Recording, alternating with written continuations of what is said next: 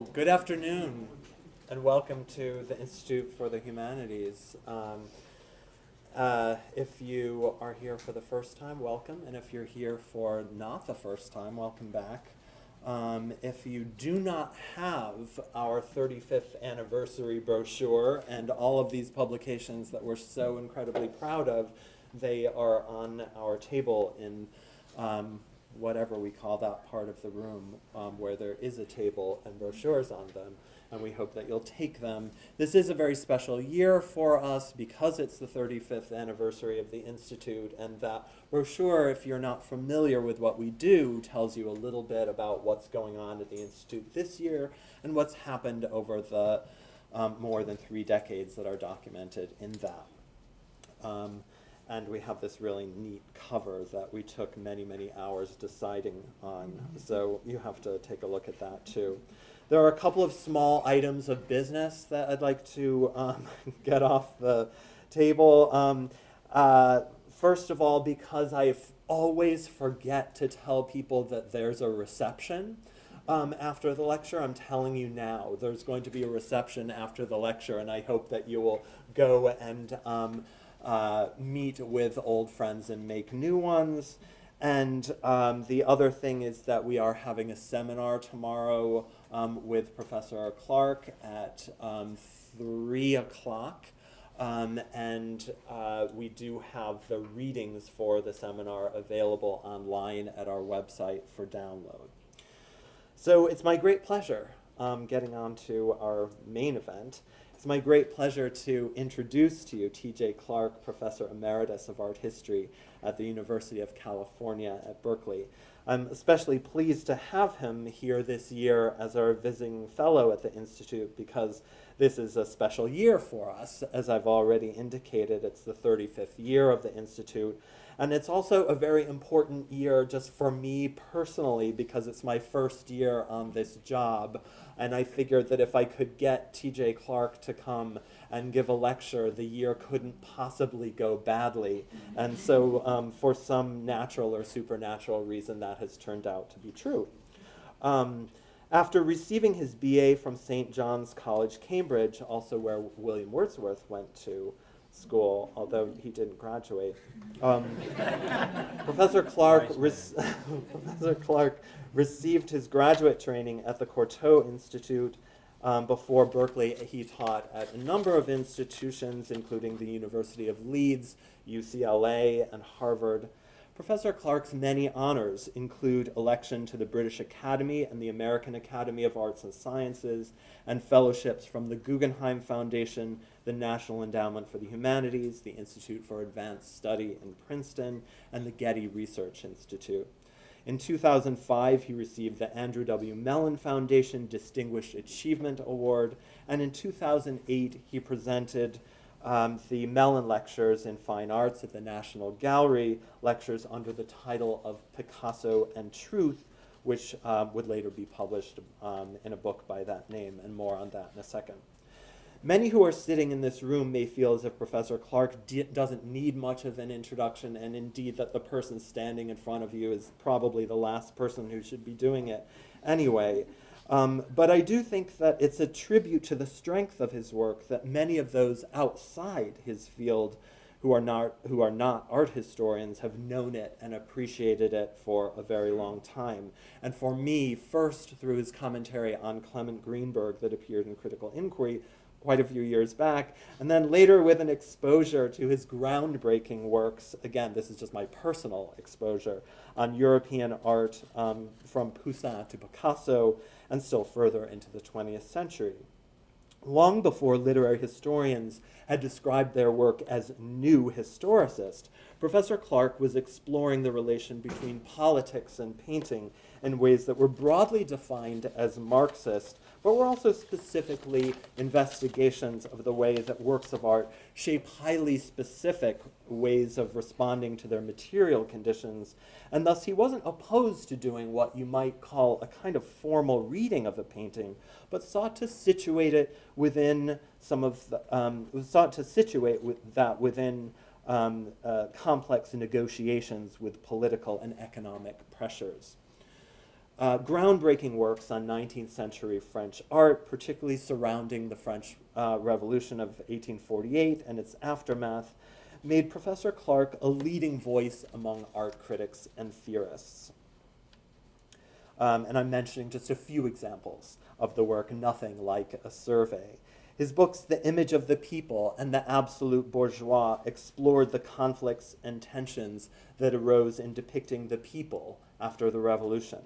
Moving into the territory of urban spectacle, his book, The Painting of Modern Life, showed how the work of Manet and others in his generation explored the aggressive commercialism in Paris in paintings that reveled in masks, confused surfaces, and spectacular display.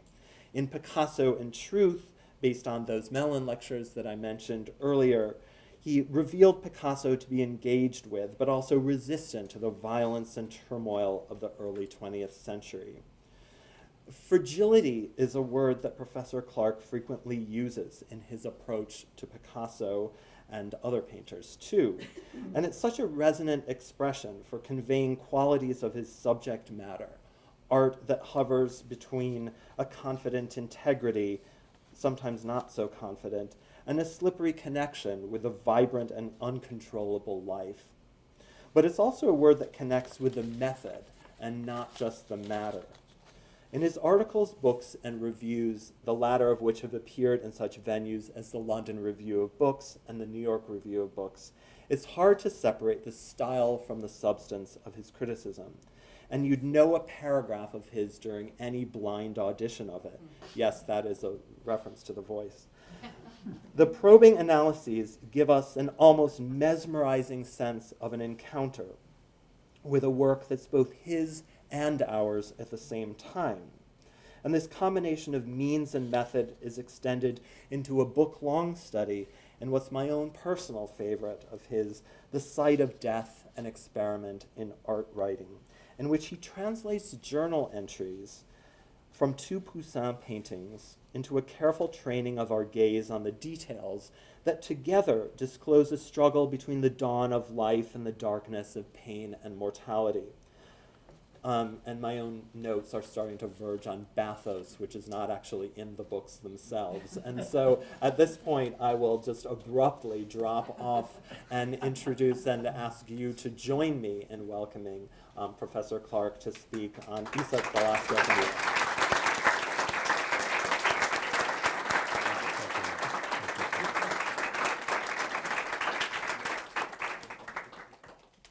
and You know, I brought a London cold with me, so my voice is a bit thick.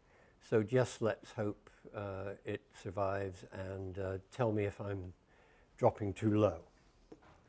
I do want to say thank you again to Mark Canwell and for his introduction and for inviting me and steering me through, and Linda Vavra, who has been so patient and efficient. And to my dear friends Blake Simpson and Elisa Archias, who've just been so great in their usual way. Well, let me begin with a map of the territory. The pieces in the puzzle that I aim to explore in what follows, or some of the key pieces, are these. First and primarily, the picture of Aesop on the right there. It was painted by Velasquez, most likely in the late 1630s, as part of the decor of the King's hunting lodge a few miles from Madrid, the Torre de la Parada. The first trace of the commission occurs 60 years after the event in a 1701 inventory of the Torre de la Parada. 3 paintings of the same size from the hand of Velázquez, one representing Mars, another Aesop, and the other Menippus, appraised at 50 doubloons each. I'm going to leave Menippus, he's the one on the left here, aside in what follows, and focus on Aesop and Mars. But of course we can talk about Menippus at the end if you want to. It seems important, yes, focus on Aesop and Mars on the right. It seems important first that the two paintings are the same size and that the size is special among Velázquez's surviving work. Tall as many a full-dress portrait of the king, and narrow, an inch short of 6 feet high and just a little over 3 feet across. This may suggest that the Mars and Aesop were conceived together. Some historians have thought they may have hung in the same room at the lodge. It's striking that there's no trace, and never has been a trace, of a pendant to the Mars. His singularity is something that matters, we'll see. But for the time being, what I want to concentrate on and pair with the Aesop is simply the nature of his look, his expression. How is Mars's face meant to engage with us? What word or family of words is going to get us even approximately in the realm, the frame of the god's peculiar way of looking? For the time being, I suspend an answer to the question, of course, suggesting that I think that this suspension is what Velasquez is intending and asking us to stay with. Let's look instead simply at the difference between Mars's expression and Aesop's. I'm going to swap glasses. Yeah. Look at the two expressions and insist, with the special character of these paintings' palace destination in mind, on what it might have meant to a court society, to a gathering of warriors, to have the god of war look out at them in this way. Mars surely has somehow lost face. The historian Robert Stradling pointed out some time ago that during all the 44 years of Philip IV's reign, there was not a single day of peace. And most of the wars fought were very far from triumphs. This may be relevant. Aesop's coolness, the shadow of a question in his face, may be meant as our guide. We might compare the lost face of Mars, moving on, with that of another Velázquez court warrior. Painted most likely a few years before Aesop and Mars. Again, there's no record of a commission in the archives, but we know that the character portrayed here was given material for a suit of clothes very like the one he's wearing here in 1632. Such, by the way, are the very slim pickings of Habsburg court accountancy. This picture, I mean, you know, historians, of course, are desperate to have some hard archival information on Velasquez. Well, dream on. This picture makes even Mars seem straightforward. Here, the whole mood and tone are baffling. The painting and its central character could be treading the edge of insolence, or despondency, or bewilderment, or just plain foolishness. Which description fits best becomes more uncertain in my experience the longer you look, or the more you fill in the historical details. The man on view was a fool. He was a court buffoon, undoubtedly a jester and mimic, but quite probably some kind of simpleton, or the Spanish word loco, which does occur in the court records as well. A jester, but also a loco. The language of court records and contemporary memoirs slides constantly between real and pretend idiocy and mental and bodily disability. It was considered piquant at court if they coexisted. And the man's name, the plot thickens, was Don Juan of Austria. That is, he was named after, or had usurped and was allowed the name of, the noble victor of the Battle of Lepanto, that short-lived but eternally symbolic victory of the Spanish fleet over Islam 2 generations earlier. He was a fool called Don Juan of Austria. What did it mean for the court, is the question that seems to me to follow, that it found room for a lugubrious parody of one of its country's greatest heroes? And in what spirit was Velasquez enlisted to immortalize the parody? War and buffoonery went easily together at the court of the Habsburgs. The Dutch ambassador, a little later in the century, can be found letting slip, maybe a little bit in bewilderment, but as if reporting nothing remarkable, that, quote, during the meal at court, 2 buffoons played at war by our table. The celebrations of the birth of Philip Prosper in 1658, he of the heartbreaking Velasquez portrait with the little dog, gave pride of place to 8 dwarves tilting with lances in a tournament. But is Velasquez's Don Juan acting the fool? And if he is, does Velázquez show him acting it well?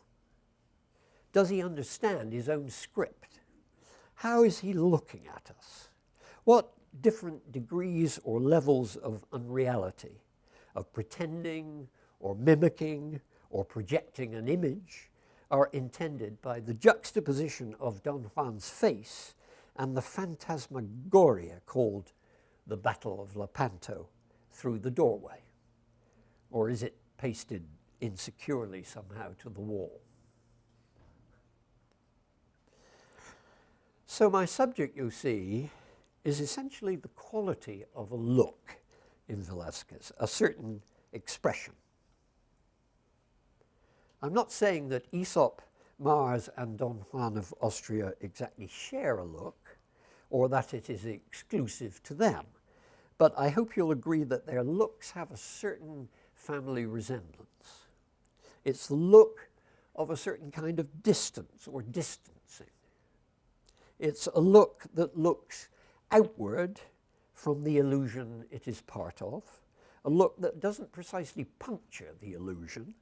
Velázquez is not, I think, a disbeliever in the fictions he's given to work with, but in some sense the look intercepts the illusion. It arrests it for a moment and seems to be asking what it, the look, is doing to the illusion. And therefore what we are doing, what we've been called on to do, returning the look. Maybe the idiom we want, meeting Aesop's gaze in particular, is that here is someone who is seeing through things.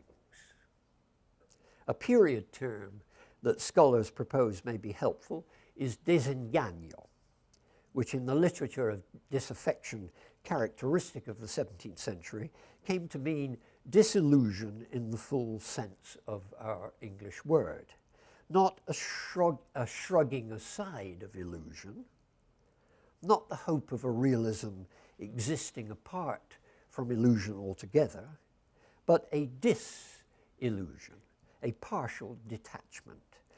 Perhaps the hope of living with illusion in full knowledge that that's exactly what living consists of. Think again of Lepanto on the wall. It is the look of distance, then, of detachment, of outsidedness. Of course, it's an outsidedness that knows itself to be provisional, provided for by the powers that be, available on powers' terms. Such a look is tied to courtliness, to being the king's servant. But it may also be bound up, Mars and Don Juan of Austria suggest as much, with a state of permanent war. It may be the look of war. So here is the final term to my introduction. I want to connect the looks of Aesop, Mars, and Don Juan to the one belonging to the young Dutch rifleman, off to the left in Velasquez's Surrender of Breda. Here he is. The man looking out from the illusion, his green jacket and trousers and irresistible different-coloured punctuation mark in the picture's great wall of browns and greys. Two things to be said about him. Firstly, there's a matter of hindsight. We cannot avoid knowing that the quality of this rifleman's outsidedness was fundamental, revelatory for later artists, and specifically for Manet and modernism. Manet tried to imitate the figure on the far left of his Music in the Tuileries Gardens, and a little later he tried to fully unfold or disclose the figure's effect, its power over the picture, in the great canvases from the mid-1860s that turn on the look out of Victorine Meurent. He seems to have seen the rifleman's look, I think rightly, as one that called the very ontology of illusion in question. And second point about the rifleman, and this is a point which I want to make coolly, not thinking it at all a scandal. What the rifleman looks away from is an illusion.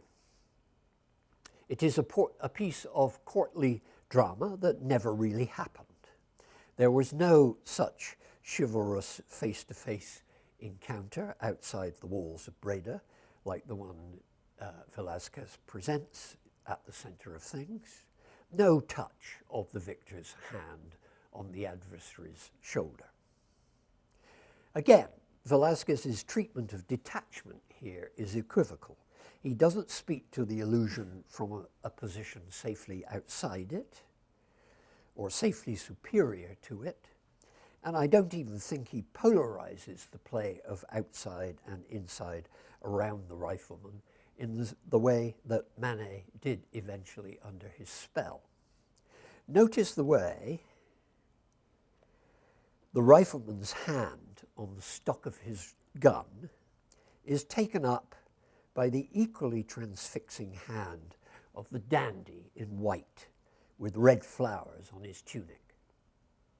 What exactly the dandy's hand is signaling is a wonderful invention with a hush of cast shadow falling from it onto the white. What it's signaling we can't be sure of, but one plausible interpretation is that he's telling the man immediately behind him to the left, his full face juxtaposed to a darker profile of a soldier much closer to us, telling the man to stop talking for a moment and pay attention to the central spectacle. There is a relay of inclusions and exclusions in Velasquez, that's to say, a to and fro of kinds of spectatorship. The rifleman's look is determinant, we can still feel. I'm going to go on calling it the look of war that mattered most to Velázquez, the one that anticipated Aesop's and Mars, but determinant in Velázquez never seems to mean the key to the mystery. The rifleman, I can't help thinking, is the kind of representative on the scene of history that Bertolt Brecht imagined 3 centuries later. He asks the great questions posed by the worker in Brecht's poem of 1935. Who built the 7 gates of Thebes? In the books you find the names of kings. Did the kings haul up the blocks of stone? Philip of Spain wept, they say, when his armada went down. Was he the only one weeping? Caesar beat the Gauls.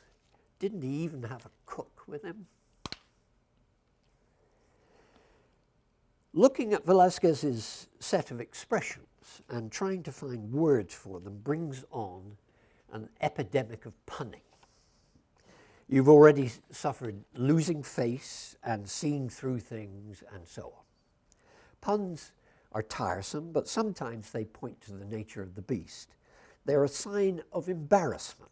Velasquez seems to be asking us to attend to and fix specifically and even pedantically on an area of visual experience that normally and maybe necessarily we leave as a given, an unthinkable. What is a look? How do we tell what a look intends? How do we know what it's for, in other words, and if it's meant for us at all? These are questions as impertinent as Brecht's. So here's one more pun, directed in particular at the rifleman, but also at Mars. Couldn't we say, of the two of them, that what matters is the way both of them are looking at a loss? Of the Dutchman, we can say that literally, though the loss of Breda didn't last long. Velázquez did his painting probably in 1634-35, commemorating a victory then 10 years old, and 2 years later, the Dutch retook the city. But such is war. The rifleman is right to ask us to keep our distance from any one act of surrender. And Mars? Well, what is the loss he's looking at? A loss of some kind of armor, it seems. We'll return to this. But first, let's turn back to Aesop.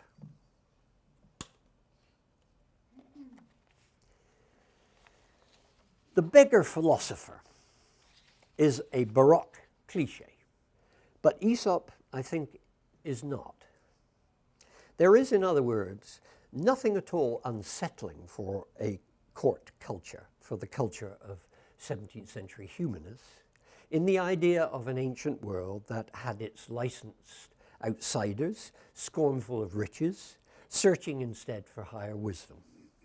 But Aesop, as this culture understood him, was something a little different.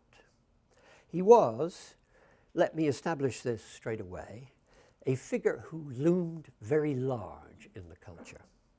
The editors of the fine modern edition of the Saragossa, Aesop's Fables of 1489, La vida del Aesopet con sus fabulas historiadas, say simply, I quote, "It can be stated without fear of contradiction that the romantic life of Aesop and the collection of fables made available to Spaniards in 1489 was the most widely read body of literature across at least 2 centuries in Spain."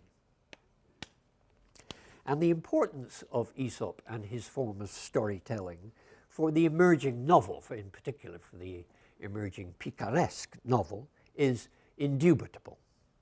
So that Nietzsche's later verdict on the novel as a whole, that it may be described as an infinitely enhanced Aesopian fable, however exaggerated in the usual Nietzsche way, certainly speaks to the kind of low-life adventure story Velázquez would have read as a young man in Seville. Aesop, in other words, was the great representative of a new and old kind of realism. But the question is, in Velázquez's hands, what kind? Let me begin with the look of things. I've said already that the Aesop painting is tall and relatively narrow, 6 feet high, 3 feet wide. I suppose that means that Aesop is depicted at roughly life size, but we'll see about his life size in a minute.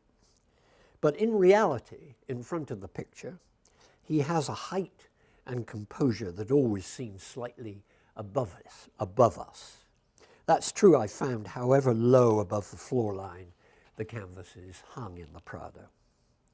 This has to do with the picture's actual dimensions, but also more fundamentally with the way the picture's internal organization takes advantage of them, the way its placing and orientation of Aesop's body, and that body's extraordinary address to us, and the exact measure of space opened and closed around the body, and the ground with its enigmatic objects and utterly puzzling gradient, especially towards the right, the way all this establishes Aesop's unique, non-dominant height.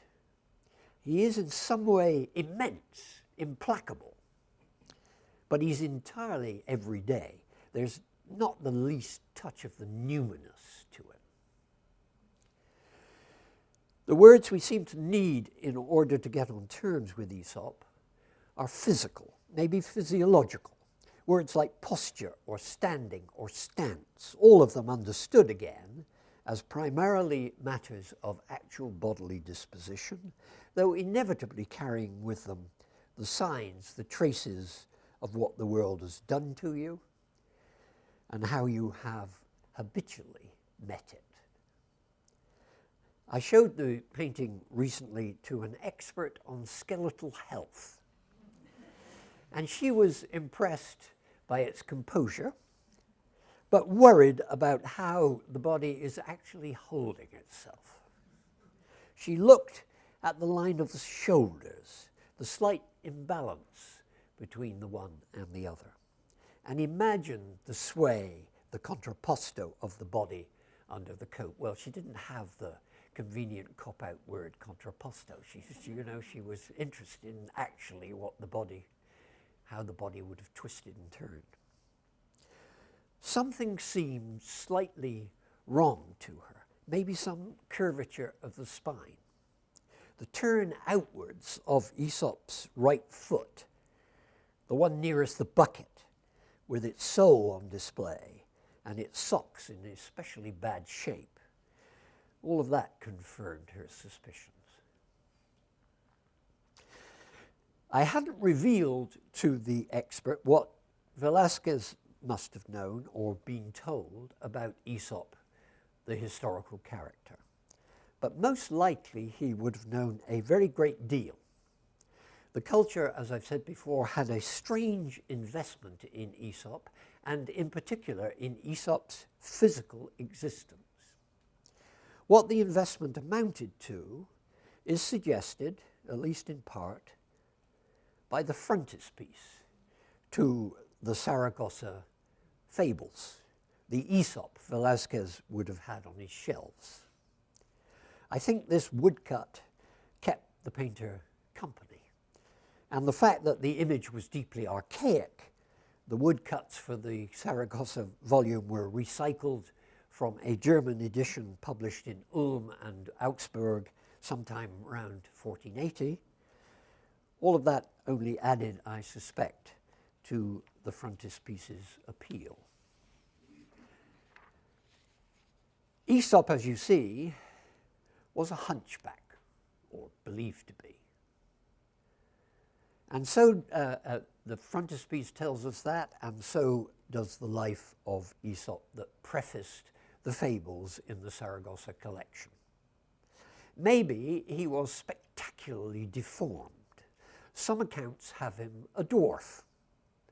Parts of the story in the life turn on Aesop being astonishingly ugly, disgustingly ugly, yet making his way through the world in spite of it. I quote Francis Barlow from the Great English edition of the Life, published in 1687. It's typical of treatments from the time.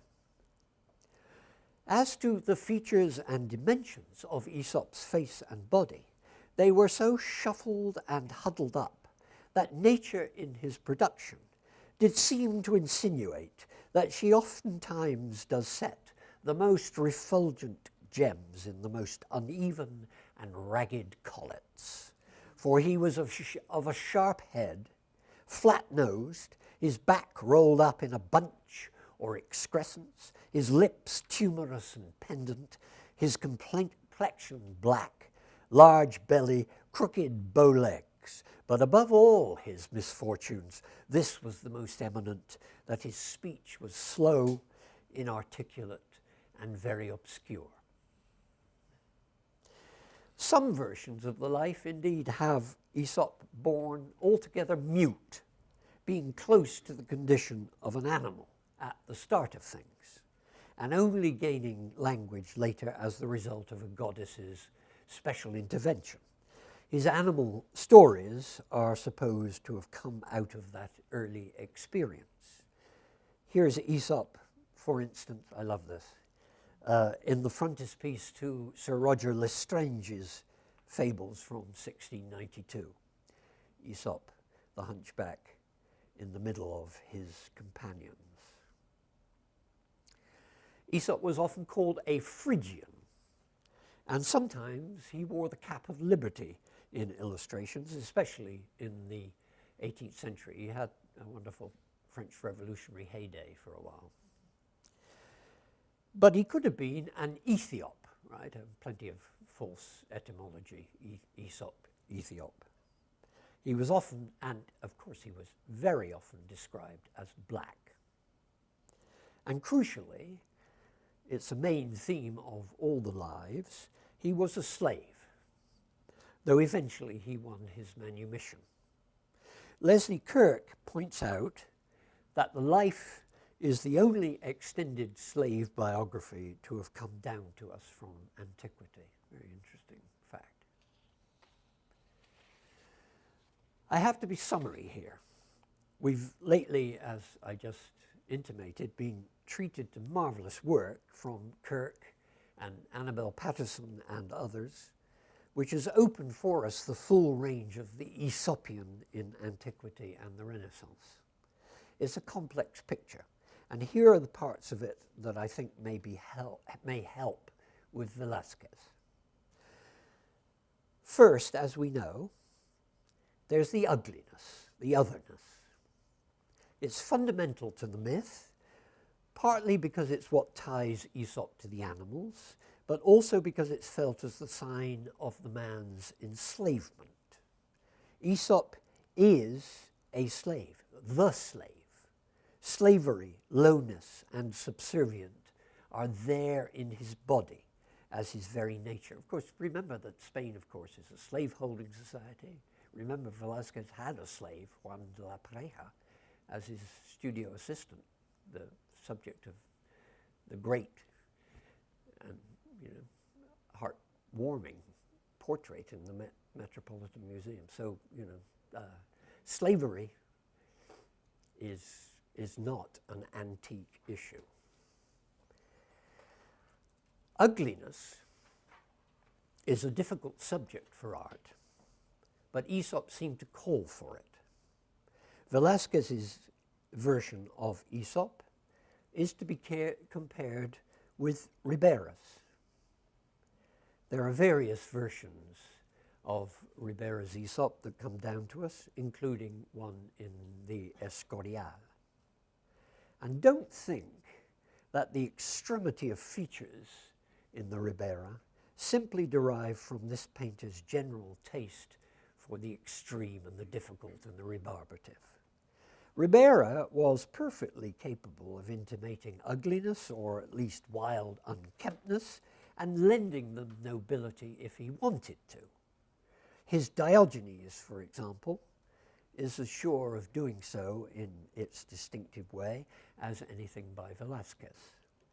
The Ribera Aesop, by contrast, is a man challenging us not to look at him, this deformity of mind, this thing itself.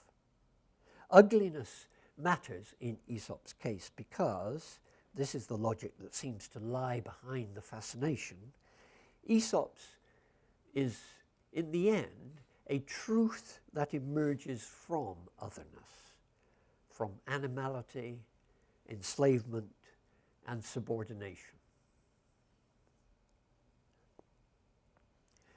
Second, there's the fact that Aesop wrote in prose. Aesop's prosaicness is the key to his power. And prosaicness is really a euphemism. The opening events in the Saragossa life of Aesop, the episodes by which Aesop first enforces his authority over the master who has bought him, turn on vomiting, urination, and shitting on the run in the public highway. The Saragossa volume has a good illustration of the last, with Aesop holding the bucket ready to wash his despicable owner's ass. And subsequently one realizes that the odd form there, immediately to the right of Aesop in the frontispiece, is most probably a turd curling into a bucket. Hegel, in his lectures on fine art, famously sums up Aesop in a hostile aphorism. In the slave, prose begins. In Schlaven fängt die Prose an. But in Velasquez's world, the world of Don Quixote and the Picaro, it's not at all clear that prose and lowness, or prose and the unspeakably low, are negative values. The turd in the bucket may point to the truth. Thirdly, again, the question of Aesop's slave status is inescapable. Aesop was the master of an irony that could be instantly retracted if need be. The fable is most effective as a literary or oratorical weapon, wrote a later splendid editor, under despotic governments allowing no free speech. A tyrant cannot take notice of a fable without putting on the cap that fits. In the 17th century, again, this is something that Annabel Patterson and others have really superbly explored. In the 17th century, interpreters regularly fought to the finish over Aesop, especially over stories with a political point. Here, for example, is Milton himself in the 1650s, rounding on a reading of Aesop by a royalist cleric. This is one of the fables, which of course is the absolute lightning rod for political interpretation and misinterpretation. It'll emerge in it's the famous, the frogs that wanted a king. Here's what Milton has to say.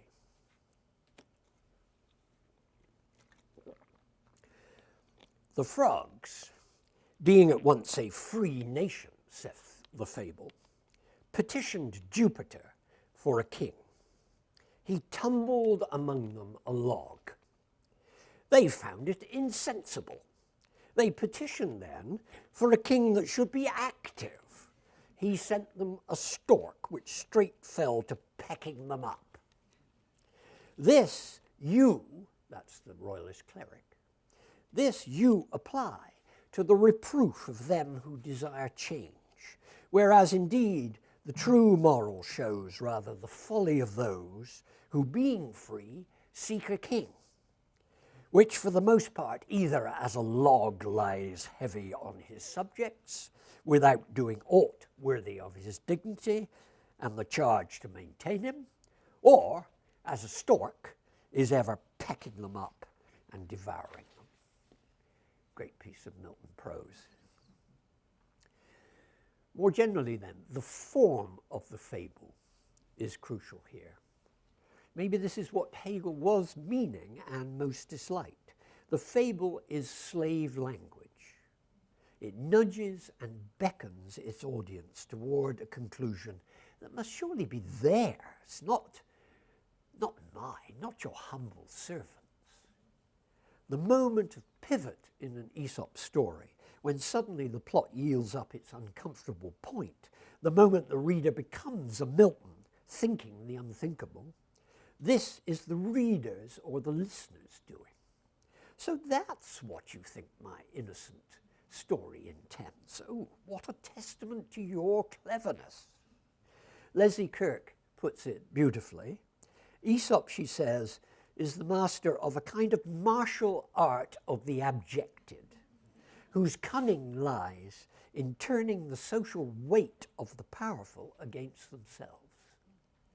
It must be the freedom and sophistication of the slave owner that are responsible for making the slave's clever patter end up calling the gods in question. Velasquez's Mars does seem close. But before I turn to it, let me stay with Aesop a moment longer. For I've still to face the question this lecture began with, the question of Aesop's look. And here I'm convinced is the heart of the matter. How is it that Aesop addresses us in the Velasquez? From what sort of distance? I reach a familiar impasse here. I have no words for Aesop's expression, but that doesn't mean I don't know what the expression is about. On the contrary, the wordlessness of what Aesop is intending makes his intention all the clearer. I know what Aesop has on his mind.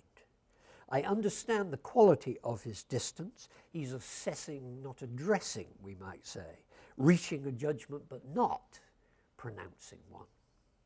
I know that is what keeps Aesop's words and our words at bay. And isn't this the character of expressions in general? Isn't this what expressions are for in the life of the species? All expressions, but especially ones like this, are about where words fail us in our doings with the world. They're a form of non-language or even anti-language. This brings us back to Aesop as he appears in the life, and the way the life puts its stress on Aesop's special proximity to things, to the object world. The slave is the master of objects, of whatever ordinary bric-a-brac happens to fall in his way. Art historians have labored mightily to make the objects scattered on the ground in the Velasquez mean something.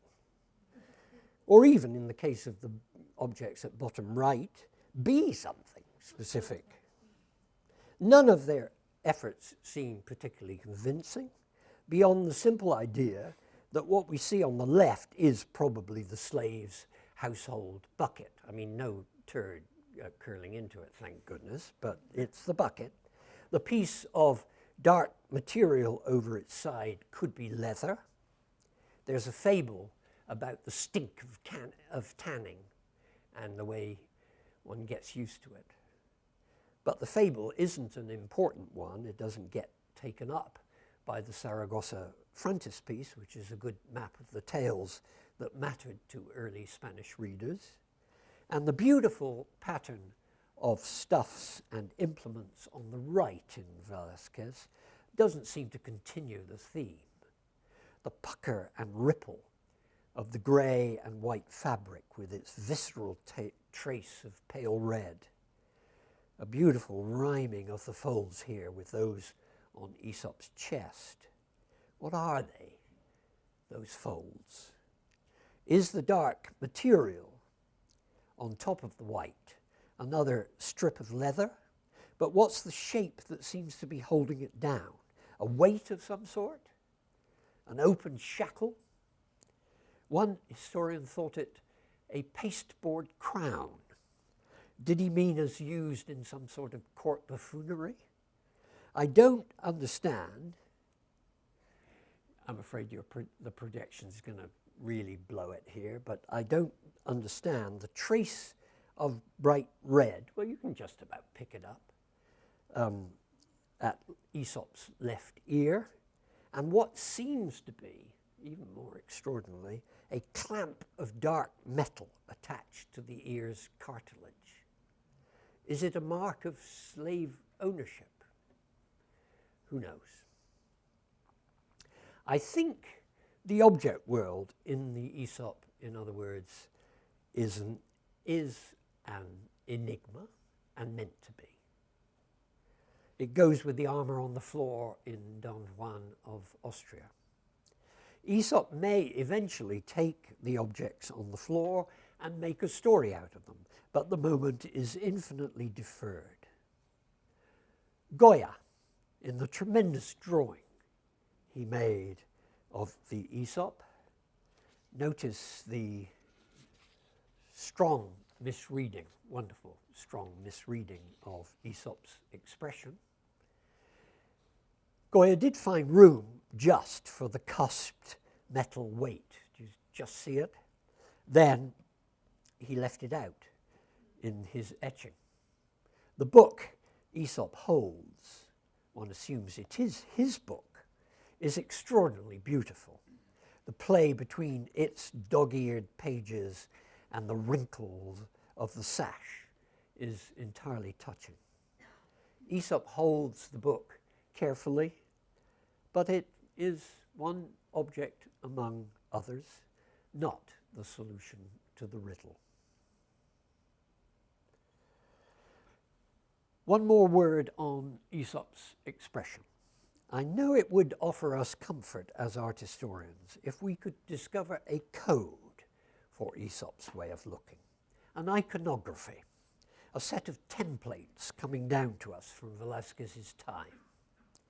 But I think the effort to find one misguided. First, because it turns out that when we do discover such a template, and of course they exist, it's unfailingly crude and irrelevant to an artist of Velasquez's power of thought. Some commentators, for instance, have seen a connection between Della Porta's pseudoscientific comparisons of men and animal faces, between the bovine physiognomy and the actual cow, and Aesop's set of the jaw. All I can say is that the exercise seems to me about as helpful as trying to understand the psychology of Hamlet with the aid of an out-of-date handbook to the humours. And this is the second point. There are no genuine comparanda in Velasquez's case. The range and kinds of expressions we find in his work are unique, and yet we know from the record they were responded to with deep admiration. The case of Innocent the 10th. I always think, gosh, if this is Innocence, what must guilt look like? But the case of Innocent the 10th is a touchstone. Both the subjects, the Pope's enthusiasm for his portrait, and the Apocrypha that has him exclaiming at the picture at first sight, but of course there could have been no first sight, troppo vero, too true. It may not be true, of course, the story, but it points to the simple, vital extraordinariness of the face as it emerged, and the general extraordinariness of Velasquez's faces and expressions, and the way that didn't prevent them from being responded to. And that leads to point 3, which is basic. The reading of an expression in a face or out of one is not a matter of conventions, iconographs peculiar to specific cultures, but of neurology and the nature of the species. Neuroscientists tell us that the human brain is hardwired to interpret other minds from facial features. It's part of the hominid's survival kit. We see in an expression an intention or a mode of feeling, other to us, unlike any we have exactly experienced ourselves, but analogous to them. The ability to do so, the automatic immediate confidence in performing this strange operation, seems to be organized in the brain as a specific function or even area. It is modular, as the jargon now has it. We pick up the implications of an expression in the same way that we intuit the purpose and effect of a certain way of saying, an intonation, an ironizing, a tone. Tone and expression are analogous. In Velasquez's Aesop, surely we feel the man's expression is the key to his tone. We see his look and hear his voice, the voice of the fables, that special, humble, clever, guarded, devastating simplicity. Oh, but I've left so little time for Mars. But it may be right to treat him with Aesopian brevity. There's a wonderful throwaway fable in Aesop on the subject of war, whose sheer speed and shrug of the shoulders, whose utter disdain for the god of battles, I'd be happy to emulate. The fable is typical of Aesop's anti-mythological myth-making. That's another thing that Leslie Kirk deals with beautifully, is Aesop's fables are the culture's way of continually questioning myth, but of course in a way that is deniable and light-hearted, seemingly, etc. Here's the fable. All the gods, having decided to get married, each took a wife that fate assigned to him. Polemos. I've got to editorialize, unfortunately. It is important that Aesop's war god is someone more ancient than Ares or Mars. Polemos is one of the oldest words we know in Greek for war. Polemos, being left last in the drawing of lots for a wife, could only find hubris remaining. Don't have to tell you what the Greeks understood about hubris. He fell madly in love with her and married her. That's why he goes everywhere she goes. That's all. Incidentally, we are told of a festival in ancient Argos called the Hubristica, probably in honor of Ares, the god of war, where, quote, they dress women in men's tunics and cloaks, and men wear women's dresses and veils. The Greeks seem to have known that the hubris of war is tied in somehow with the collapse or burlesque of gender distinctions. War and buffoonery are one, and this leads to Velasquez's painting. I've said that the evidence we have, slim as it is, suggests that Aesop and Mars were together in the same room at the Torre de la Parada. The relation between them does seem to me Aesopian in the sense Hegel sets out and disapproves of in his lectures. It is a brilliant enigma, a kind of bright, infinitely clever slave language, because the fabulist, says Hegel, dare not speak his teaching openly, he can only make it intelligible in a kind of riddle, which is at the same time always being solved. There are historians, believe it or not, who have argued that no irreverence towards the military was intended by the picture we're looking at. This is the king's painter, after all, at work in a time of war. I guess these are the kinds of readers that don't find Don Quixote funny. But let's go along with them a little way. It is true that there is nothing new, nothing outlandish to the picture of Mars we're presented with. It's a version of Mars disarmed by Venus and licensed, performed previously brilliantly by all or many of the Italian masters. Various prototypes for the Velasquez have been suggested, but I think the most relevant has been oddly left aside. It is a Veronese, done around 1580, and the painting was in Philip IV's collection. in Madrid, then presented to the Prince of Wales in 1623. I'm assuming it's now in Edinburgh. I'm assuming Velázquez saw it in Madrid before it left for London. It was a celebrated thing. One or two variants and early copies survive. It's the figure of Mars in the Veronese that matters most clearly. The paintwork suggests that it was added to the Venus rather late, almost as an afterthought, but it seems to be one of the Venetians' great inventions.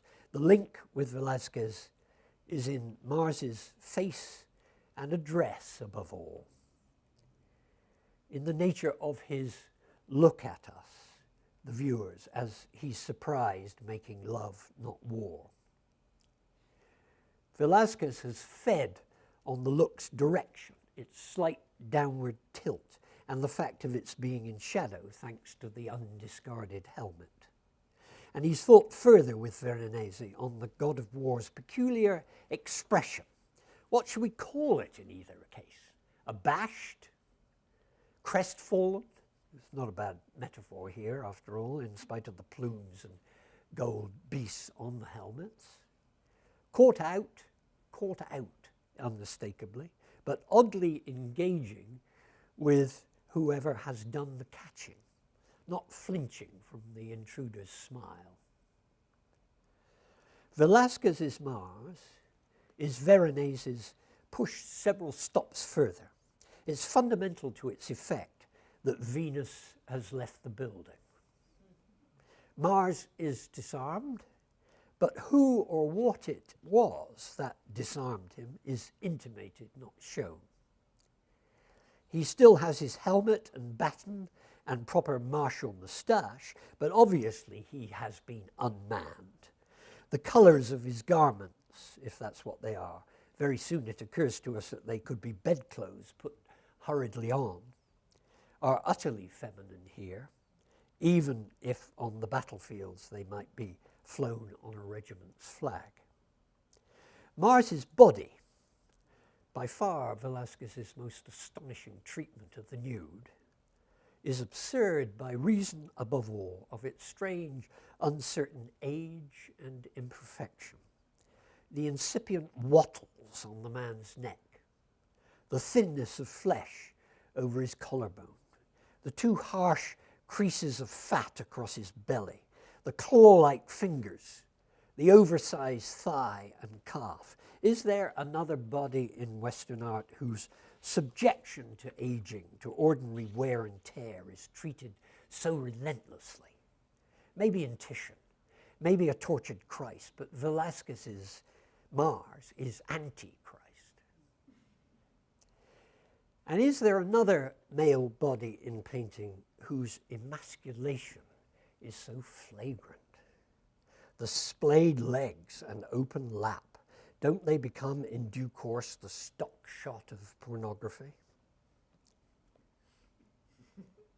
In the Velasquez, the subject has covered his nakedness, but never has a pair of fig leaves, the twisted and bunched up blue, the pulpy organic flesh pink. Never has such covering been more evocative of what might or might not be underneath it. The great smooth baton Mars is holding seems like a piece of wish fulfillment. The wispy strap coming down from his helmet across his collarbone is surely closer to the truth. Mars is disarmed then, deeply, scandalously. But I don't think we're being invited to take the disarmament too seriously. The clutter of armor on the ground, the experts tell us, is tournament stuff, mostly for show. The shield, if you focus on that, has a rim with pretty fur trimmings and seems to be made mainly of glass. Even the armor on the floor in Don Juan of Austria looks more serviceable. The association, definitely a negative one, between war and luxury is a 17th century trope, haunting the critique of absolutism. Saint-Simon at Versailles praising the Dauphin implicitly at Louis's expense, said this explicitly: "The great and sublime maxim that kings are made for peoples and not peoples for kings was so deeply imprinted on the prince's soul that it made luxury and war odious to him." Again, no need to press home political lessons in the Velasquez. They are implicit, made possible, deniable by the atmosphere of comedy. Aesop is speaking, not Saint-Simon. I should draw attention finally to just three aspects of Velasquez's invention. First, to Mars's singularity. Second, again, to his expression. And third, well, it may amount to the same thing, to his foolishness. It seems to me fundamental to Velasquez's picture that Mars is on his own. He's singular through and through, Mars without Venus. And if the record is to be trusted, always Mars without a pendant god or goddess in a matching painting of the same size. There's something uncanny to the figure's singularity. His expression and his singularity go together. He looks bewildered, a good 17th century word meaning lost in pathless places. He looks at a loss. Never has a body been more on its own.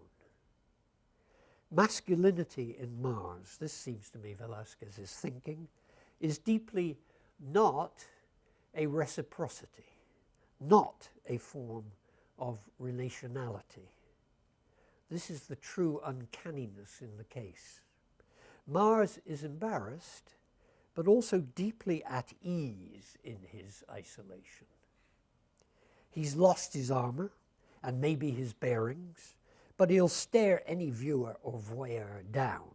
He'll not be the first to lower his eyes. Historians, sometimes casting about for their own bearings, suggest that the hand to the chin in Mars is the pose of the melancholic. Maybe, conventionally, but Velasquez, as usual, makes the convention work in very strange ways. The hand holds the head steady and colludes in the gaze's outwardness, its lack of inner depth. The gaze is impenetrable. The helmet keeps things under wraps. And yet, there's still something to Mars's expression that eludes us. There used to be a strand in the literature on Velasquez that proposed that Aesop and Menippus and Mars were pictures, all three, of court jesters playing at being philosophers or gods. I see why the strand was discarded. It came out of an epoch when Velázquez's art was interpreted too much in a late 19th century realist fashion. Nonetheless, the idea does speak to something in the pictures. The look Mars is giving us, if we focus on that alone, does seem to be an expression that knows itself to be one, and perhaps wants to signify some kind of distance from the expression even as it assumes it. Could we even say, this would be another solution to the question of Mars being so imperturbable, could we say that Mars seems to know that his humiliation is only a role, a move in an unserious game? His look invites our complicity. This is courtly art. It expects us, Mars expects us, to be properly sophisticated and share in the cool desengaño. Readers like Milton, bless him, always push things too far.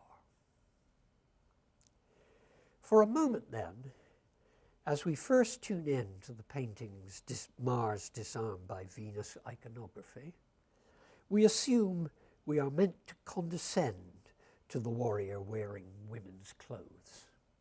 But are we allowed to condescend? Isn't the levelness of Mars's look. Level here meant literally as well as metaphorically. In the end, unnerving, even disarming. Is it the look of a fool, or of someone playing the fool entirely knowingly? This is what the older historians seem to have suspected. Mars is disarmed by Venus, but that's always just the start of the story. A fool and his phallic armor are soon parted, but never for long. Mars returns to the battlefield, his madness only exacerbated. The look of war, the look of disillusion, these seem to me Velázquez's subjects. The full human nature of war. The Greeks, as so often, had things to say on the topic, on the strangeness and extremity of the human capacity for violence. Ares, for them, was the most uncanny of the gods, more so even than Dionysos. I quote Aeschylus in the Suppliants, the dreadful chorus of desperate women. I would say that the dead are better off than this. Alas, unlucky indeed the fate of a city captured. Murder, fire, and rape, all the city polluted by smoke, and the breath of the god of war upon it, maddened, desecrating piety, slaying the people. War is performance, says Velasquez, and therefore performance anxiety. War is tomfoolery. Madness and pollution are constitutive of it, not collateral damage. Polemos and hubris are partners for life. Both Don Juans of Austria, the victor and the jester who dared claim his name, are buffoons. The warrior is all the more merciless for knowing his armor is just for show. I think the picture of Mars speaks to all of these things. This endless play acting, this edge of lunacy, this all too humanness in Aesop's voice. Thank you.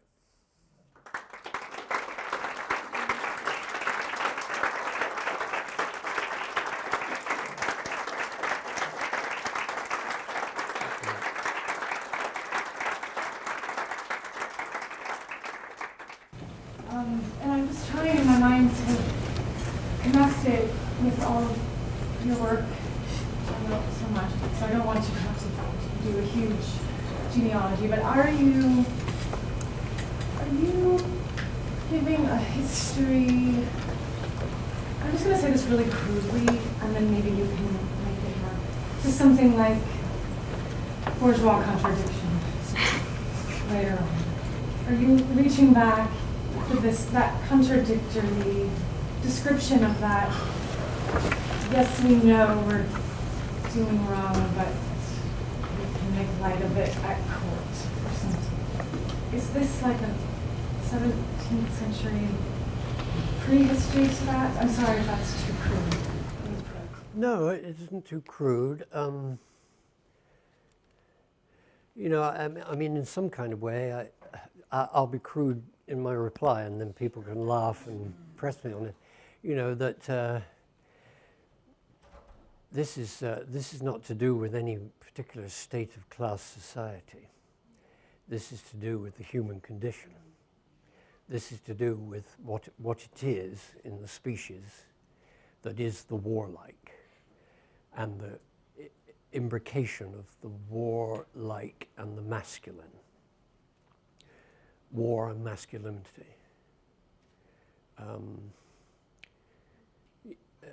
That you know, and I suppose you, Elise, you would smile, you know, if I said that. But I think it may or fortunately or unfortunately be true that you sort of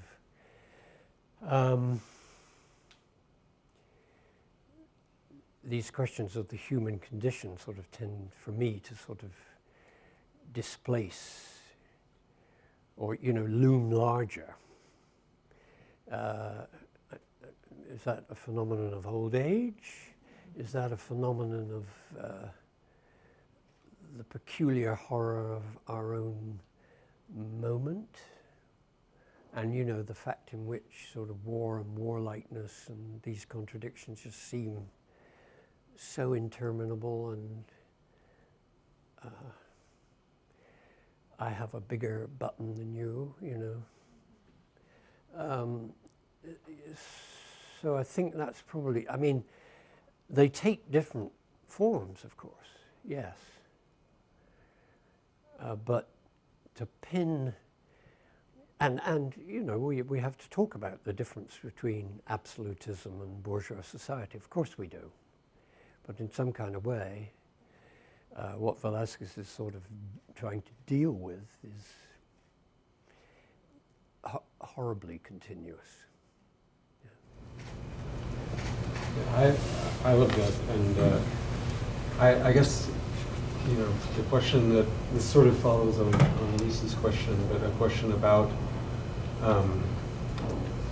well, maybe we'll see in a minute that it follows on Lisa's question. Yeah. But a question about looks and looking, and the question of Velasquez's look. The kind of looking that you were talking about has to do with the look that comes toward us or at us from these painted figures. But I wonder if there's a way of bringing Velázquez's own moment of looking and the question of whether his way of seeing or way of looking is at all compatible with the mode of looking that he is evoking, whether these are the same look or different looks. Yeah.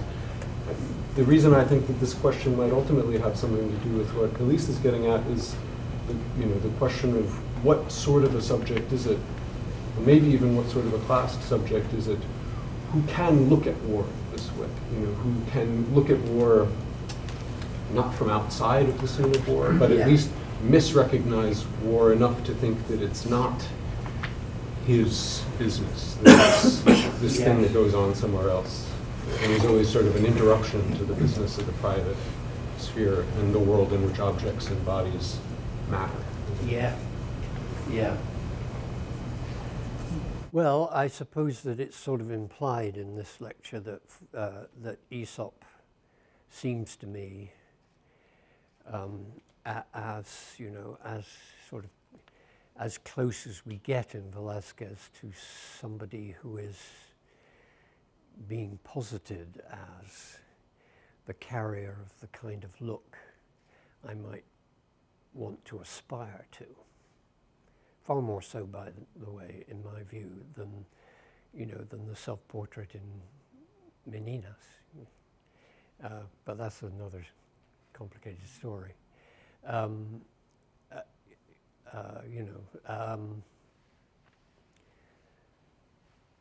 Yes.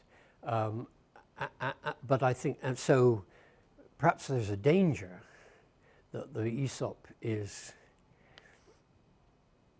almost too inviting a double. But of course, it's very important that I think Velasquez offers us no doubles. That we don't know where he stands. Even in Meninas, we don't know where he stands, right? And what his expression is, and what his attitude is to what he's doing, and the king, whether the king and queen are there, blah blah blah. So profoundly, he's an artist whose position in his fictions and in relation to his fictions is utterly enigmatic. And that's felt and talked about at the time. Wonderful, much used, but still worth recalling, moment in my Spanish pronunciation is going to be terrible, but Jefedo, the poet, talks about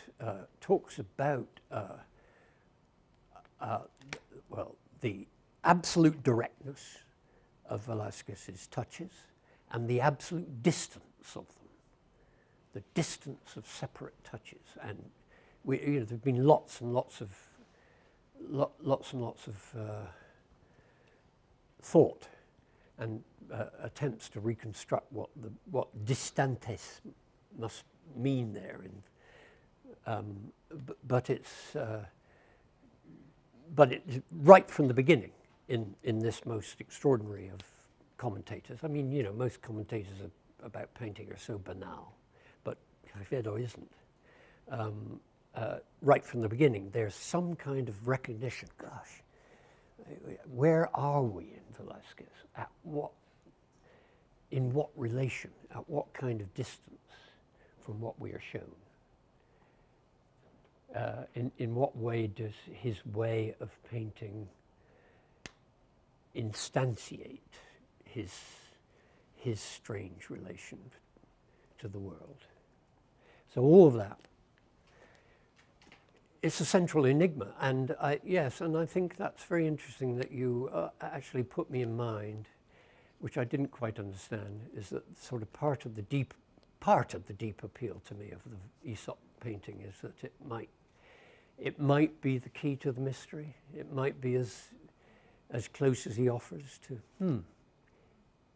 Here's the kind of distance I would like. Yes. So I was struck by the other figure that is most blatantly looking out in the picture on the right. Yes. I was struck by the other figure that is looking out in the figure in the picture on the right, but you can't see it in this cropped version, which is the horse. Yes. And so I wondered if you could say, I assume you must have an account of that in relation to what you were trying to. I suppose I do, although I think you're putting me on the spot. I mean, I think that would be radical. That would be pushing further the Brecht's question, wouldn't it? You know, who suffers? You know, and whose intelligence and effort? I was thinking more as a question, and partly just thinking ahead, into 2 centuries, and thinking about somebody like Jericho. Yes. Interested in who can produce, in a way, more psychological interiority in the portrait of an animal, or in the portrait of someone who's not speaking or walking in the ways like the. Yes. I can't remember the name of it, but the portraits of the mad people. Yeah. Yeah. And this doesn't seem like it's doing that, and so I'm thinking, well, okay, so how do we place this at this particular moment in art history in relation to the kinds of problems that would come later with respect to depicting interiority or resisting the depiction of interiority? Yeah, huge question, very interesting. I mean, I think again, look, Jericho's horses, it's often been said, are far more human than his humans. And, you know, they have, it's as if Jericho was sort of able to conjure up a world of expression and expressiveness and interiority immediately there in physiognomy. In the case of, you know, more able in the case of animals than in the case of people. And that does come back to the Velasquez, you know, the mad people have expressions. We know what the expressions are, but they're not inviting us to read them and be part of their world in the same way as the horses are. So to that extent, I'd sort of see because I do think it's very, very important in Velasquez. Again, we're coming back to an absolutely basic and repeated point about his expressions. Extraordinary expressions, but what do they mean? You know, what kind of interior life do they point to? We know it, and yet it's eluding us, and we don't want to pin it down. We're not confident in our interpretive language. I think that's part of the story. Yeah. Mark, thank you so much for this and for the answers that you've been giving so far, which are making me think still more about the role of fable and that you were making some interesting comments about the role of the reader in Aesop, and I wasn't able to get it out of my mind, but I can't quite solve this issue, which is where you see Velasquez actually fitting in with some of the machinery of fables and its attraction to allegories and emblems, and even with the idea of kind of battle within, you know, in the Aesop's fables, you know, the battle between one kind of animal and the other kind of animal, or and the kind of stern, well, sometimes stern morals that are supposedly attached to the fables, and which, you know, do get to be a subject of controversy in educational literature. Like, do you identify with,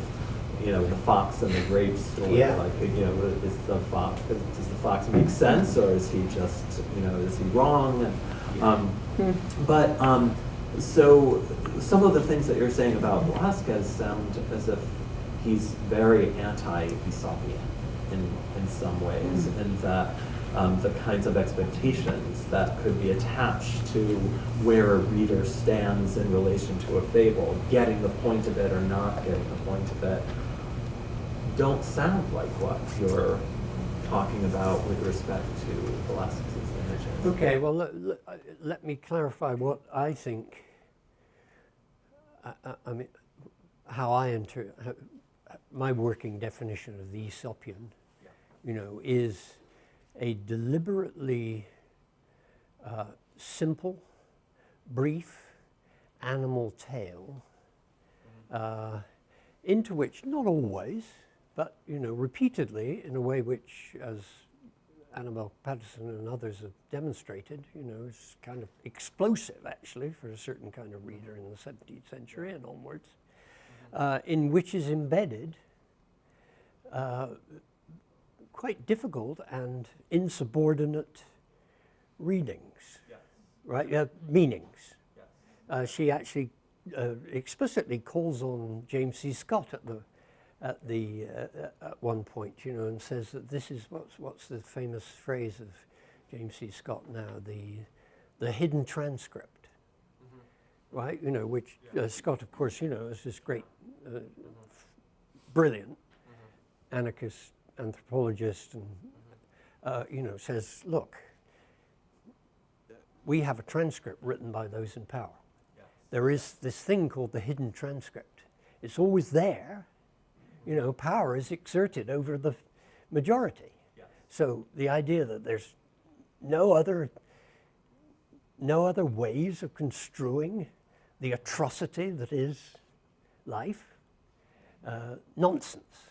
So, but where do we look for it? This, you know, the hidden transcript. And Leslie Kirk, you know, explicitly says that Aesop actually, particularly as she sees it in the deployment of him in the ancient world, you know, and the fact that he is the slave. It's the hidden transcript, and it's intimating, but no more than intimating, a deeply insubordinate view of the world. Okay, so that's my Aesop. You know, and obviously there are many, you know, crisscrosses and complexities in the history of this figure and these books. Of course, you know, in the end they become children's books. Well, fine, wonderful children's books, but, you know, remember Milton, there's sure no children's book in his case. So in that sense, I am wanting to say that Velasquez, you know, in this notoriously, preposterously repressed court of the Habsburgs, even by 17th century standards, they saw this place as like a zombie territory, right? But of course, it was also a court full of faction and innuendo and anonymously published pamphlets of absolute scurrility. And, you know, and after all, I mean, look at the number of Philip IV's ministers and key figures who end in madness Yeah. because of just the general craziness of the court. Some of the greatest. So I am talking. Yes, I'm talking about a Velasquez But it almost sounds as if, and I won't take up too much time there, but it almost sounds in your descriptions as if you're suggesting that what Velasquez does to the determinacy of fable is smudge some of its edges of its absolutely determined insubordination. I mean, Yes. Okay, but just no. I don't want You're it to not be. saying- I don't want it to be determined insubordination. Yeah. Okay. No. I think on the contrary, it's indeterminate insubordination. And when Leslie says, "Wow, it's a martial art of the abjected," so that when you get to that tipping point, oh, but that must be you who's making it mean that, not me. I'm a humble little slave fabulist, right? And that's so that's. But that's not true. No, of course not. But in other words, if we go back to the Mars, oh, listen, this is courtly entertainment, and it's just a version of Mars disarmed by Venus. And look, Correggio did it, and Titian did it. And so this is wholly appropriate for the King's Hunting Lodge. Yes, but what you've done with it is strange, and just sort of moved just enough into a space where, well, after all, Mars disarmed by Venus is not a completely innocuous story. Anyway, it's it comes from Greek mythology because the Greeks are talking about the tension between the erotic and the aggressive. So it's not an innocuous story. It's courtly entertainment, but courtly entertainment can release the insubordinate. Thank you for your talk. It was really wonderful. This may not be the same as the question about the horse, but I'm hoping you could say something about the light in relationship to the look outward, that incredibly unrelenting, strong light on Aesop. And the version of that on Mars, it's not quite the same. It's not that sort of theatrical light that Manet picked up on, for instance, later. Yeah. How does the light work with what you've been talking about? I wish the images on the screen had been better for us. It's not a cop-out, Sarah, but the Aesop was looking far too as if he was in the floodlights, or which is this damn machine, not Velasquez. So trust me, yes, there's a directness, but there's also, and I think you're right that there's a contrast between Aesop and Mars, that Aesop he's in a plain light of day. And actually, the one thing that I think that's very, very useful that you bring up is that it's a strange space he's in. Is it interior or exterior? You don't. It's a kind of It's not quite clear, is it? It's a sort of containing space, and it's a space in which he is plainly, completely present to us, close to us.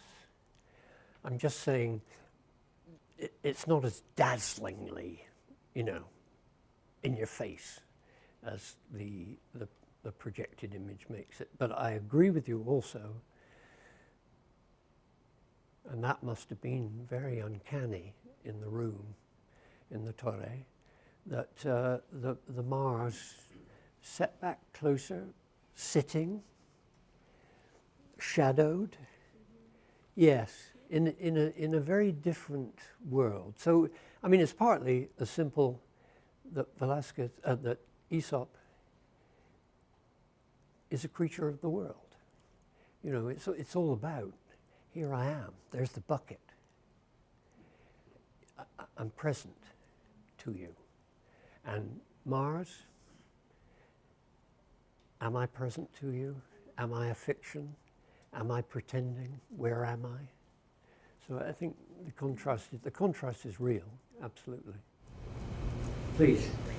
Yeah, just a quick question, because you play so beautifully with language, speaking of images. So I think this question is somewhere between the language and the image that I have. And it has to do with, you've talked about desengaño, the disillusion, Yes. and it obviously was the trope of the literature of the era. And I'm just struck by the parallelism between disillusion and being disarmed. Because none of these figures are unarmed, so the arms are still there, but they're disarmed. Yes. They're kind of disengaged from the arm, from their weapons, arms. And given that disillusion includes this question of distance, right? Distance that is not abstraction. So you're not completely free of illusion. Yes. Right? Yes. You, as you said it, you don't puncture the illusion, but you intercept the illusion. Yeah. So I'm wondering whether these two elements, disillusion as an intellectual attitude towards the world, Yeah. right, and the motif of being disarmed, but not abandoning one's arms, Yes. has some Yes. connection.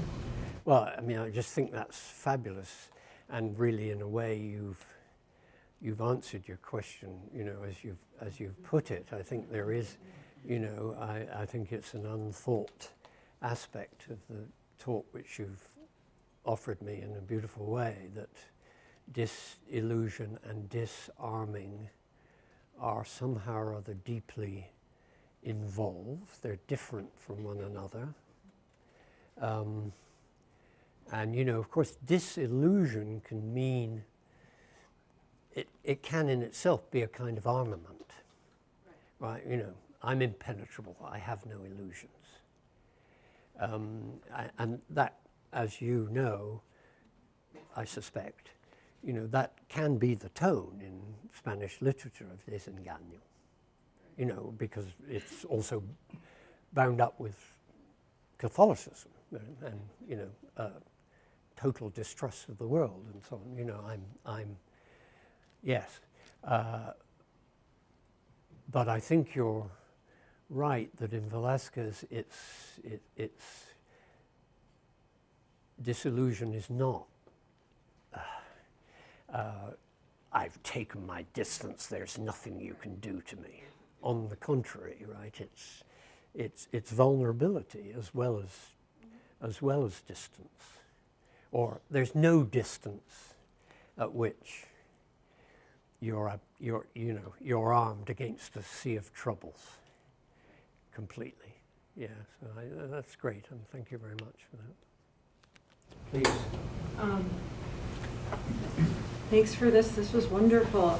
I was thinking about Regal as you were talking, and thinking about that very different context where you have the gazes going out in these group portraits that are supposedly, you know, if you follow Regal, associated with sort of the development of equality under democracy, but yet still in this militarized context. Yeah. And the way that their engagement of the viewer, I mean, I feel like this is almost updating that in a more fictive context to expose the lie, because Regal, of course, can't handle the war. He has to cut his book and interrupt himself as soon as war actually breaks out, and then moves back to the guard portraits. So I was wondering if that makes sense to you, that you're kind of exposing this masculinity, this refusal of relation, as actually what's going on in like maybe these portraits that are so associated with democracy, with engaging the viewer, with, you know, these kinds of things in a martial context, but in fact, maybe Yes. this is what's actually there. Yes.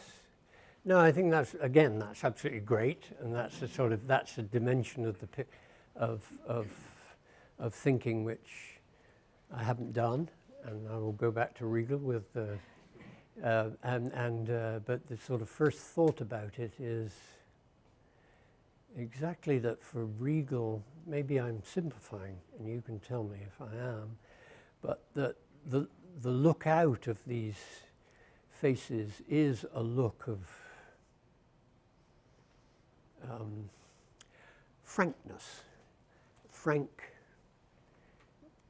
address to those of us who are onlooking, you know, and the look of.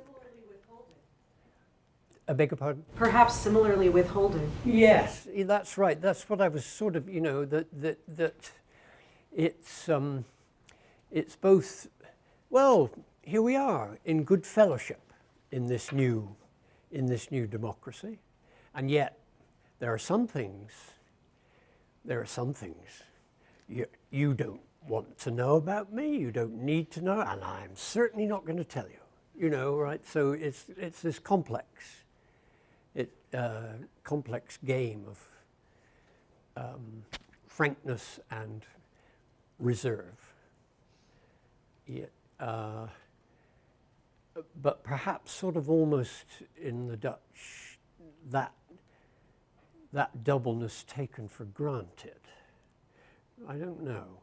Whereas it seems to me that, you know, Velasquez is all about it.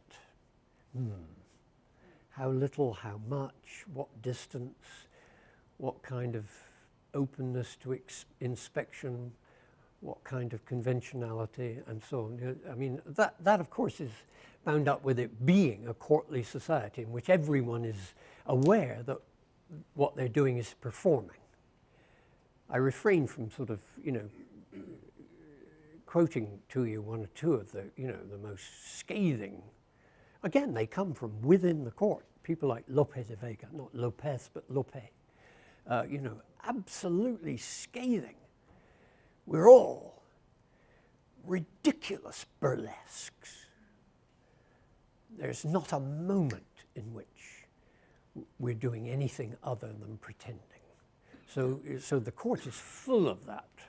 Well, not full of it, but it exists as a kind of attitude to our own world that the court can entertain.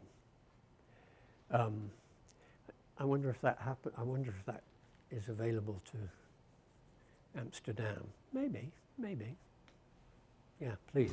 I'm wondering, especially in light of what you just said about the court literature, if Velasquez or others in the court might have known or been familiar with the ad Herennium. Might have known. The ad Herennium, the anonymous rhetorical text from classical antiquity, Roman classical antiquity, which, contra Aristotle, defines paradistole as not the act of coding, say, cunning is wise, which is what the parade example that's used, but that the task of the rhetorician, the task of the orator is to point out and say, vice is being coded as virtue.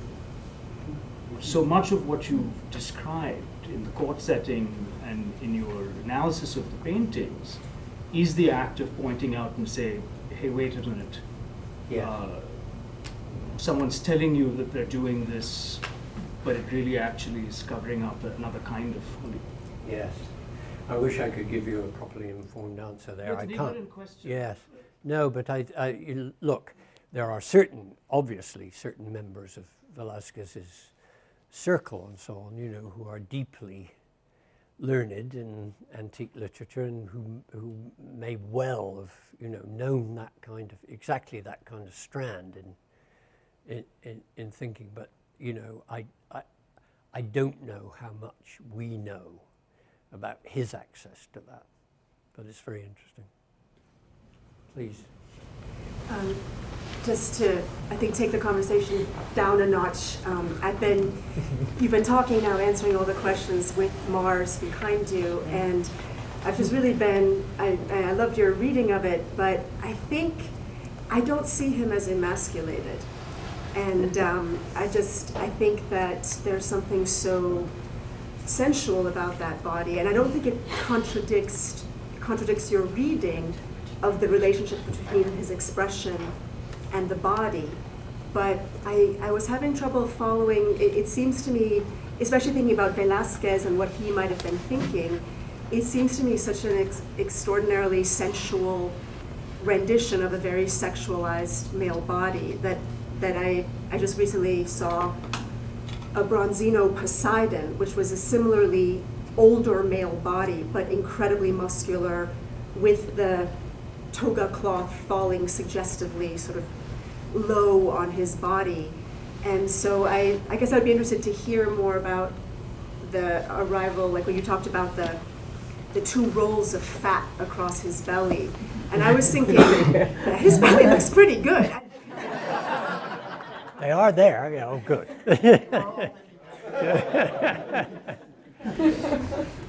Just what you would do with that. You know, so I think that part of the point is, I was trying to make is that to call a male emasculated is always, sadly, the start of the story. It's exactly, look, masculinity and emasculinity, that's part of what makes war. That they're always, you know, and as Freud used to say, the trouble is nobody possesses the phallus, and everyone resents, all males resent the fact that they don't. So you know, it's always a circuit. Emasculation and remasculation. That is the kind of. So you know, right at the end, I said, war is performance, and therefore performance anxiety. And the fool and his phallic armor are soon parted, but never for long. About the sensuousness of Mars's body. Wow, that's interesting. I think we've just got to agree to differ on that. Shall we take one more question? And, yeah. This is, you know, I was just wondering about the parallel between the two main figures, Aesop and Mars, and the, you know, the performance narrative of Mars, you know, comes through very nicely. It seems to me in the idea of a kind of courtly game of catching somebody with their pants down, but it just being part of a game that reinscribes the power, and so on. And so part of what I take from your talk, and tell me, of course, if I have this wrong, but is that Aesop is the figure who catches this out, who has the capacity to see the exercise of power as performance anxiety, etc. But I was wondering, you know, in the courtly context, would it also be possible to read Aesop as engaged in the same kind of circuit of performance? And the reason I asked that is I just got to thinking about, you know, there are two kinds of power that get performed by those in power, and one, of course, is military might, but the other is wealth. And it seems to oftentimes be performed in the same kind of circuit. That is to say, you routinely hear from politicians about the humble roots from which they come, and you routinely hear their humble accent, and you know, you routinely have them bringing out the humble stuff, you know, from their childhood as a marker of their authenticity. So I wonder if it's also part of your account that we can read the figure of Aesop as also part of that courtly play that's going through the same kind of cycle, but vis-a-vis the question of wealth. Yeah. So it's a version of the wealthy man disarmed as opposed to the warrior disarmed in Mars. Yes. And also, not only the question of wealth, but the question of status and power. I can't remember who it was, but because people have thought hard. So what is the appeal of slave biography in antiquity, and then later, taken up again in the Renaissance and Baroque? And one answer, of course, is, listen, everyone feels enslaved. The more power you have, right, the more, well, I'm exaggerating, but there's never enough power and authority, and especially in a courtly society where you're always looking over so that so a slave biography, the classicists have talked about this very interestingly. So why is it that in Rome, Aesop's slave biography is so appealing? And the one possible answer is that it allows fear and resentment and everything. It's appealing to readers, to elite readers that are never quite elite enough. Or, so I'm agreeing with you that it's, well, step back just, I'm definitely agreeing with you that, of course, Aesop is in no sense do his fables or his life or the cult of his person step out somehow or other from the circuit of, the discourse of power. Slave biography is allowed because power wants it, needs it, can make use of it. That's right. But again, Blake, as you know, because we're, all of us confronted by this kind of thing in our darkest hours, or or from our brightest students, well, this is not a recipe for despair.